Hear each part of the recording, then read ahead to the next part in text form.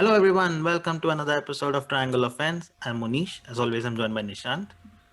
Uh, Not too many games today in the NBA. Hence, we'll focus on a team that lost yesterday, who've lost a team that's lost 8 of the last 11 games, and a team that I didn't expect that I'll be saying that they've been disappointing. The Boston Celtics. Now, when you have two superstars, two all-stars who average over 25 points a game, you would probably expect them to be somewhere on top of the Eastern Conference, if not the top. Unfortunately, they are in the ninth playoff spot. Wizards. I mean, they're winning now, but Hey, do they have two players, two all-stars? They have one former all-star. Okay. Anyway, yes. well, let's focus on the Celtics today. Yes. Jason Tatum and Jaylen Brown, they have been, if you look at the numbers, they've been incredible. They've been averaging 25 points a game. Yeah. But the wins aren't coming. Kemba Walker looks like a shadow of the player that he was. When they traded for Kemba Walker, they expected a lot more from him. He was the star player at Charlotte, but they didn't get the star. They didn't get that star player. In fact, Terry Rozier is the one who's balling out in Charlotte right now. Kemba Walker is, if you look at him, he's scared to even shoot a three-pointer. He's very underconfident at the moment. The injury to Marcus Smart hasn't helped matters. What's happening with the Boston Celtics? Is there a fix in place? What can you do? What do you think? I don't know. It's strange this season. Like if my first guess would be this team for some reason has lost motivation or lost the belief that they can make a deep playoff run, and it seems like they've given up. But I think that's a very harsh, superficial judgment. I think there's a few reasons why they are in the position that they are. Is it repairable? I think very much so. I think within this season it's repairable, and you know what's going to happen. People are going to call for the coach's head. It's going to be all about the coach for some reason. And in pro sports, sometimes I feel like they get too much. It's disproportionate amount of the blame and then hardly any in credit. When you win, it's always, it's LeBron, it's Brady, it's this, it's that, it's whatever. But when you lose for some reason, suddenly it's not LeBron, it's not Brady, it's not the superstars, it's the coach. But we'll come to the coach. I think a few things are happening. One, we've seen the emergence of Jaylen Brown as a major scorer, and we always knew he was good, but he's now on par with Jason Tatum, and the usage rates reflect that. They both have damn near equal 31-ish% usage rate. Now, and they both lead the team in that. There's one thing though about Jaylen Brown, and it is the league has a lot of these players that are incredibly talented, that can get their own shot, that can do a bunch of stuff, but don't quite know how to close out games. You would see it with, say, a D'Angelo Russell. Gets big points, puts up all kinds of stats. And don't tell me he's made this clutch shot, and that one clutch shot does not a closer make.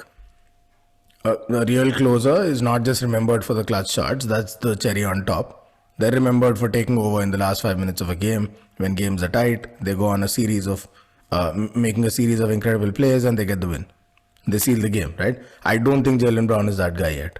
I don't think it's a part of his game, and it reflects.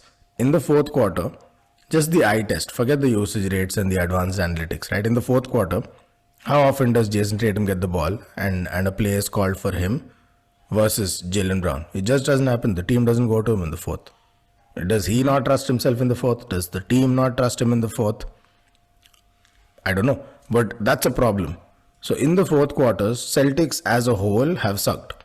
They've not been able to close out games. They walked into fourth quarters with leads in 5 games in their losing stretch, and I think they dropped 4 of those games, and with significant leads.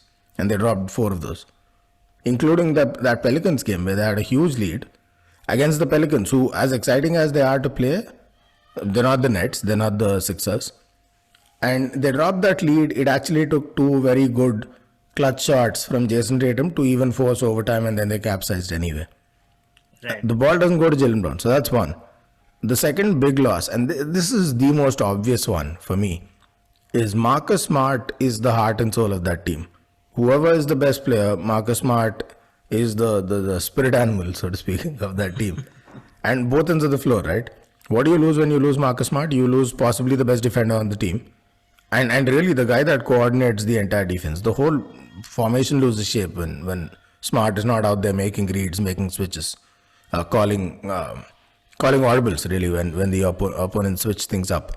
So they miss that. On the other hand, they miss who's now fast becoming a very good three shooter in the league, a high volume three shooter. More than half his shots are 3 point attempts, and someone who, because he can shoot and because he can get streaky hot and because he's going to put up volume threes, will demand at least one guard and will give you a lot of spacing on the perimeter, which helps when you've got all these big men that you don't know what to do with and where to play them, and Tice and Thompson, and when they choose to play him, taco fall.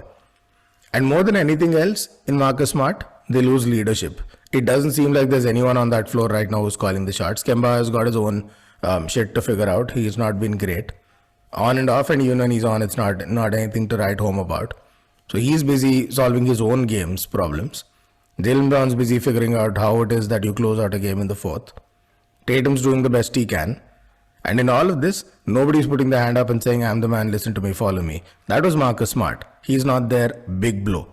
So when I say it's fixable, it starts with getting his ass back on the court.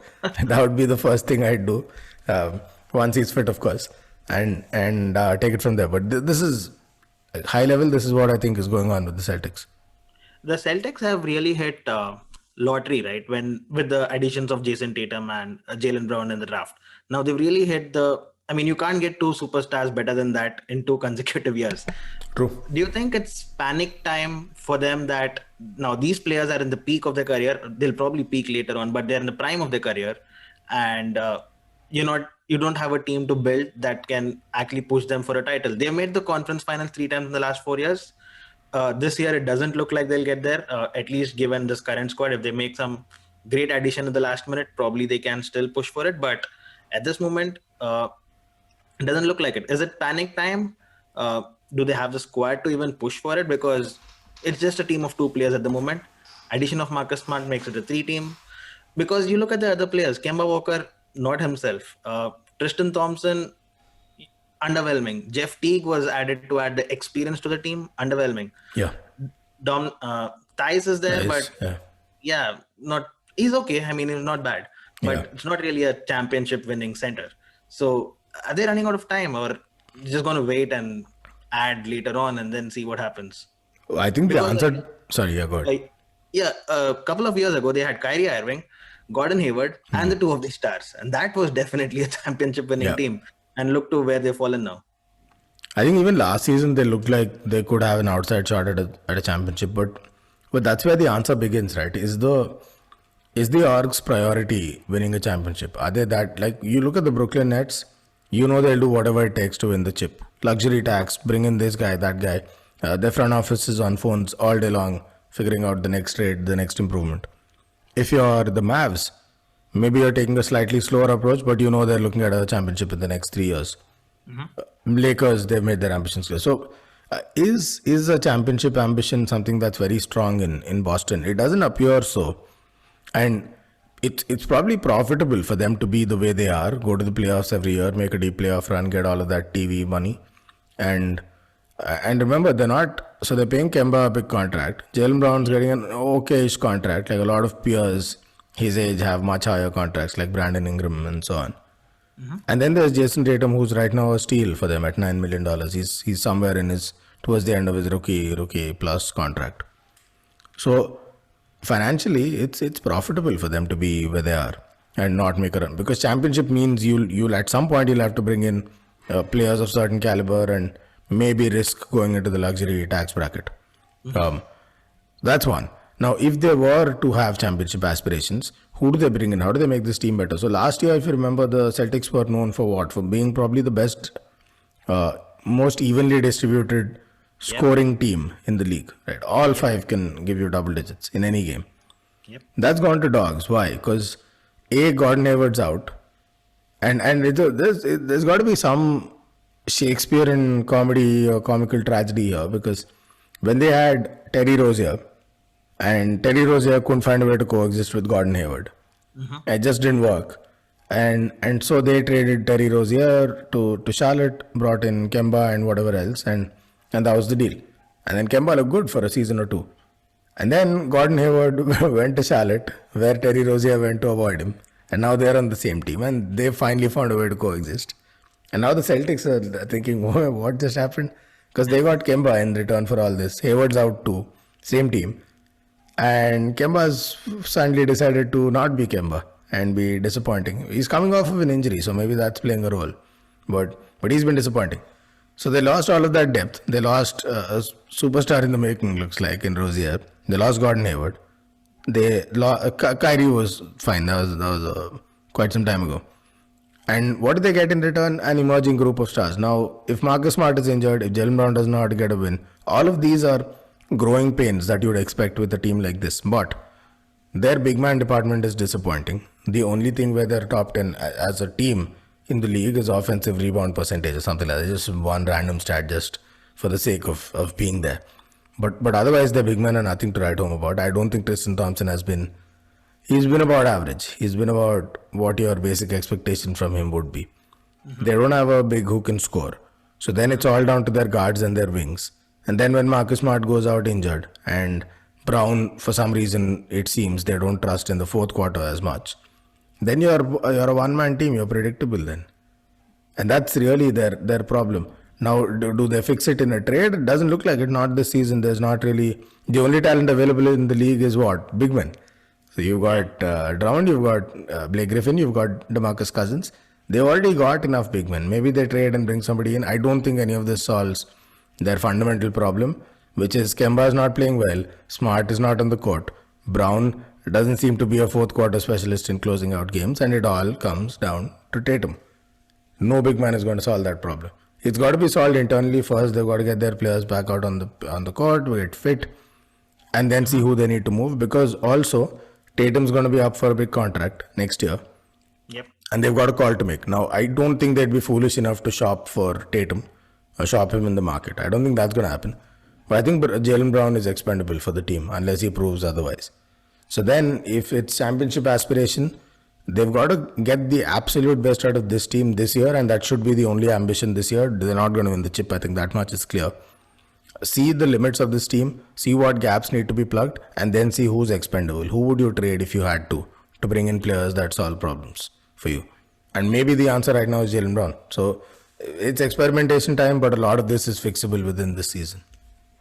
I honestly think that's a little harsh on Jalen Brown given the way that he's been playing. I think Kemba Walker is expendable. I mean, you have a big contract with Kemba Walker. You can get rid of that, get in a few younger players, fill in the depth that you had the last season, the team that made the playoffs, they made the finals, right? I think Kemba Walker is the guy they should be looking to get rid of and get an addition. I think Jalen Brown and Jason Tatum, they really make a great combo. Jalen Brown has been really incredible. I think it's the fourth quarter issue. I've noticed that as well. But I think that's something that can be fixed. He's a young player after all, and that'll only get better. Yeah. No, for sure. No, I'm not. So I'm not hating on Jalen Brown. It's a bit like you had Westbrook and Harden in Houston, and they make a great pair. They're both elite players. But at the end of the day, if you feel like this combination is not going to get us to the chip, it'll be great basketball, but it's not going to get us to the chip, and our ambition is the chip, then if you had to trade one, who would you choose? There's no easy answer here, but I'm saying if it came down to that, if you had to absolutely choose between Jalen Brown and Jason Tatum, when it's clear to you that in this construction you're not going to win a chip, and you need to bring in, you say a wing, it's just humor me, say you need Luka Doncic and you've decided that's what's going to get you the win. You're not going to get Luka without giving up assets. So if anything, it's credit to Jalen Brown. If anything, I'm ranking him very highly and I'm saying his market value is so high that you could get a ton in return. So if they decide that even at its best, this team's not going to win a chip, we need to bring in some players, which means we'll need to move out some players. There, Jalen Brown would be their most powerful asset to trade. Again, I'm not advocating a trade. I'm saying if they had to do that, Jalen Brown would be their most powerful asset as things stand today. Kemba has a big contract. He's not been living up to that contract. He'll be a tough piece to push. So it'll come to this at some point. They've got to build, unless they find some free agent magic, which is entirely possible. Next season has a bunch of free agents and these guys have cap space. If they can do that, great. If they'll need to trade at some point, I find it tough to see a day where they trade Jason Tatum. So then it looks like it'll have to be Jalen Brown. But to know all of this, to be able to answer these questions, they'll have to figure out what the ceiling is for this team. Which means at some point Marcus Smart has to come back. Kemba has got to play at least a modicum of talented basketball. and they've got to see how far this team can go. That's when they know what holes they need to plug. Yeah, we can't finish this topic without talking about the 28 million trade exception that they have. Yeah. Do you think that they'll use it now because it doesn't expire until fall of next season? So do you think it makes sense to use it now and push this team, or wait and see who's available and use that exception to get a better player probably in the off season? They should use it if they can bring in someone that they think really puts them on the map in the playoffs, and not commit to him for long term. So anyone who's on a 1 year contract, and there are options, that works, right? That would absolutely work. Bring in someone, even if it's high pay, on a 1 year contract, see how it works, and then see if you want to re-sign them in free agency, but not commit to them long term. I think that makes a whole lot of sense. Isn't Drummond on the last year of his contract? Any player like that who they can bring in without commitments, I think they should absolutely do that. Especially if somebody like a Drummond, who suffers. You're not Jaylen Brown, Smart, Tatum, Kemba. All of these guys are fine. Who suffers? It's either Tyus or Tristan Thompson. That's okay. They're not the cornerstones of your franchise. If you get an improvement like Drummond, why not? And that actually, in fact, I like that idea a lot. It could be Drummond, it could be DeMarcus Cousins, who won't really cost them that much.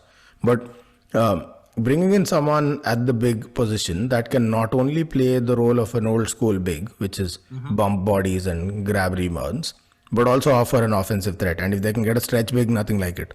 Because this team's so good from the perimeter when they start lighting up. And their passing game is usually pretty on point, at least when Smart is on the floor, that bringing a stretch big really gives them so many options, because both Tatum and Brown are lethal cutting to the basket. So I like that idea a lot, but I think they're looking at a no commitments signing, even if they have to use the exception, even otherwise. Okay, and before we close this episode, do you think there's a minute possibility that the Celtics won't finish in the top 8 because they are ninth right now? But given the squad that they have, given the quality that they have, they should be pushing upwards. Do you think there's a possibility that they won't? What's your pick? Where do you think they'll finish? No, they're not going to finish outside the top 8. And again, as with every prediction, the biggest asterisk is we're assuming nobody has a season-ending injury.